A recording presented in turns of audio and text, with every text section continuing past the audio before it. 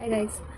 तो अभी मेरा एचएलएल और सीआईएल का एग्ज़ाम ख़त्म हुआ था, जैसे कि हम बता रहे थे कल। तो मेरा 23rd को एचएलएल का एग्ज़ाम हुआ था और 24th को सीआईएल का एग्ज़ाम हुआ था। और हम आते हैं दोनों पे बात करते हैं। तो मेरा जो एचएलएल का एग्ज़ाम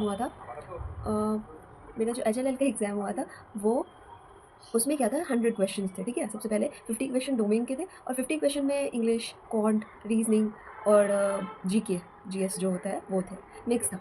तो जब हम डोमेन की थोड़ी बात करते हैं, तो डोमेन वाले क्वेश्चंस जो थे, जो मेरे बेसिक्स क्वेश्चंस थे, जैसे नेटवर्क के क्वेश्चन थे, सिग्नल के क्वेश्चन थे, कंट्रोल के क्वेश्चन थे, एनालॉग कम्युनिकेशन के क्वेश्चन थे, एनालॉग इलेक्ट्रॉनिक्स के क्वेश्चन थे, ये सब तो बेसिक्स बेसिक्स थे। लेकिन उसमें ना इंस्टू के भी बहुत सारे क्वेश्चंस पूछे थे। मतलब बहुत सारे ऐसे क्वेश्चंस थे जो सीधे सीधे मेजरमेंट्स के पूछ लिए थे, एरर से रिलेटेड पूछ लिए थे। मतलब हम करके गए थे कि कैपेसिटर जो होता है उसको कौन मतलब कैसे मेज़र करते हैं। तो जैसे रेजिस्टेंस में हाई लेवल, लो लेवल ये सब होता है ना, कि अगर लो है तो क्या यूज़ करेंगे। जैसे मीडियम में व्हीटस्टोन ब्रिज यूज़ करते हैं। तो हम पढ़ के गए थे कि ऐसे कैपेसिटर इंडक्टर के लिए हम लोग क्या यूज़ करते हैं। पर उसमें पूछ दिया था कि उसमें वो बता दिया था कि अगर ये यूज़ करते हैं तो क्या इसमें डाइलेक्ट्रिक जो यूज़ करेंगे वो हाई होगा, लो होगा, ऐसा इस तरीके का कुछ। तो इस तरीके के क्वेश्चंस मेरे से मतलब नहीं हुए थे बहुत।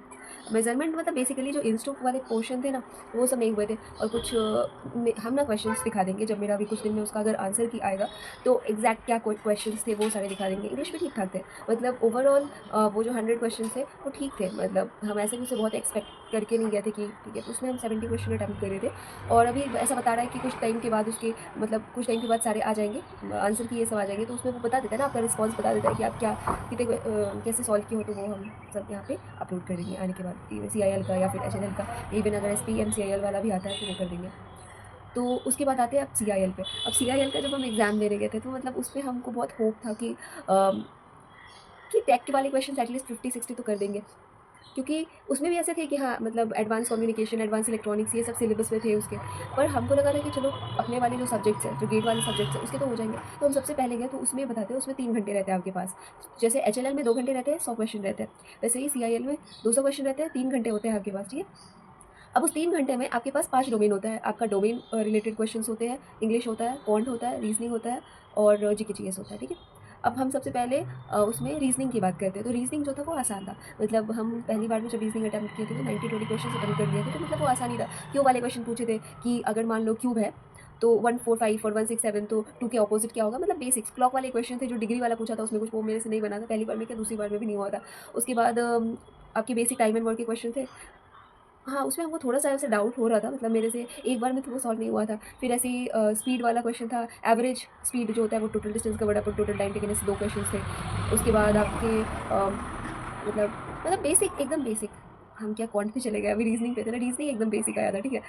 आराम से हो जाता। क्वांटम की वही बात कर रहे थे कि ये जो रीज़निंग क्वांट में ये सब जो आए थे कि टाइम एंड डिस्टेंस से स्पीड वाले क्वेश्चंस, उसके बाद सिंपल इंटरेस्ट वाले क्वेश्चन आए थे, कंपाउंड इंटरेस्ट के क्वेश्चन आए थे। लगभग सारे चीज़ों को कवर कर लिया था, ठीक था। मतलब मान लो अगर एक बार में पूरा नहीं हो पा रहा है तो दूसरी बार में, जैसे मेरे पहली बार में 12 क्वेश्चन हुए थे, दूसरी बार में 19 क्वेश्चन हुए। वैसे धीरे धीरे कॉन्ट में अगर करूँ तो हो जाते हैं टफ क्वेश्चन है। तो कुछ क्वेश्चन थे वो लेंदी लगे थे, जो मेरे आंसर्स भी नहीं आ रहे थे। इवन बेसिक्स थे, वो परसेंटेज के थोड़े क्वेश्चन थे, पर वो मेरे से हो नहीं रहे थे। उसके बाद जीके जीएस जो था वो तो एज़ यूजुअल, मतलब अगर आप अपने डे टू डे मतलब चीज़ों से वाकिफ़ हो तो आपको उतना टफ नहीं लगेगा। पर मेरे तो जीके उतने थे नहीं, तो हमको थोड़ा मुश्किल ही लगा था। इंग्लिश भी मुश्किल लगा था थोड़ा-सा, क्योंकि उसमें जो पैराग्राफ थे ऐसे नहीं थे कि टू द डायरेक्ट क्वेश्चन पूछे थे। मतलब थोड़ा डेप्थ लगा हमारा, 2-3 बार फिर पढ़ने के बाद हमको क्लियर नहीं हुआ कि ये आखिर कहना क्या चाहता है।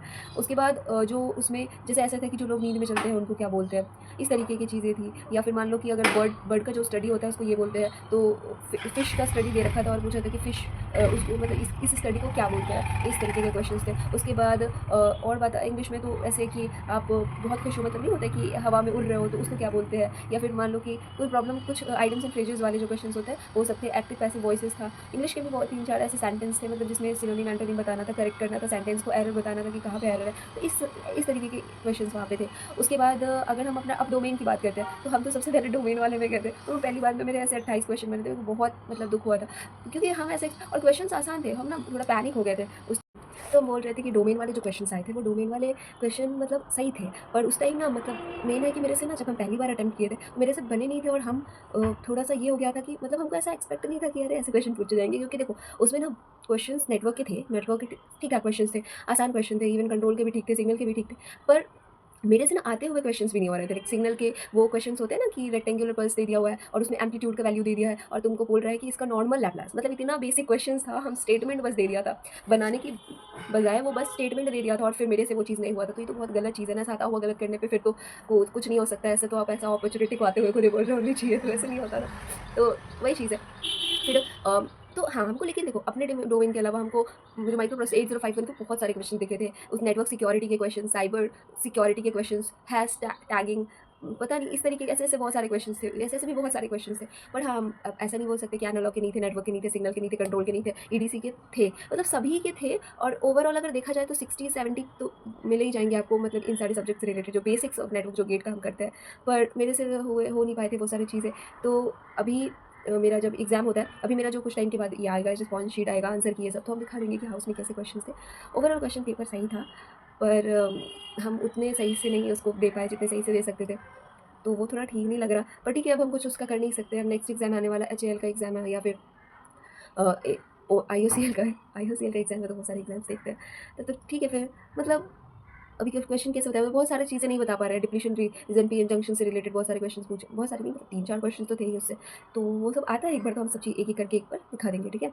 तो ठीक है फिर, आप लोग पढ़ाई करते रहिए, मिलते हैं जल्दी, बाय बाय।